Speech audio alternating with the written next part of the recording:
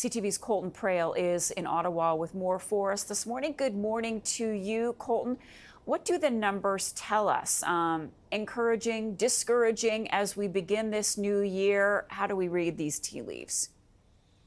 Well, Marcia, it's obviously never great when the number increases. That's not what economists are looking for. It's certainly not what the Bank of Canada is looking for. But if you dig a little deeper here, there are potentially some encouraging signs. The biggest driver keeping this number higher and keeping it at 3.4%, one of the big drivers was fuel prices. And this is a problem that we ran into in November as well. When we look at those numbers, part of the reason they stayed above that 3% top-end threshold that the Bank of Canada likes was because fuel prices didn't drop as significantly in November as they did the year before. Well, we're having the same discussion again this year. Fuel prices dropped sharply in December of 2022. They didn't do so this year. And so while we're still looking at 4 months in a row of fuel prices decline, it's just not to the same degree. And so that was keeping this inflationary pressure on the consumer price index. It's bringing it a little higher. The other driver that we saw that really is new this year, especially compared to last, was air travel. Airfare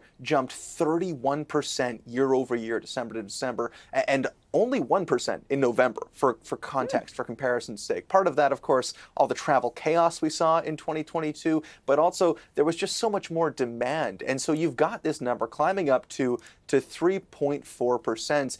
And really, when you break it down, you take out these sudden jumps, you see that it is moving in the right direction. The core inflationary measures are dropping slightly. And so the Bank of Canada is going to look at this. And while it might be a bit of a tough sell, I think they can look at this and say it is working. We still need to stick to what we're doing.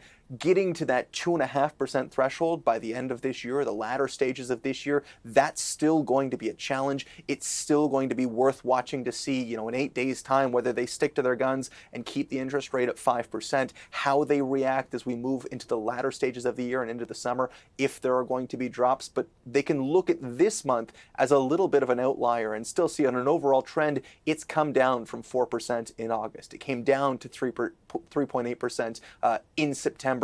And while it did plateau a little bit in the fall and this jump was expected, it's still moving in somewhat the right direction. The big question for Canadians, of course, though, is it moving fast enough? All right, Colton Praill in what looks like a snowy Ottawa this morning. Colton, thank you for joining us with that.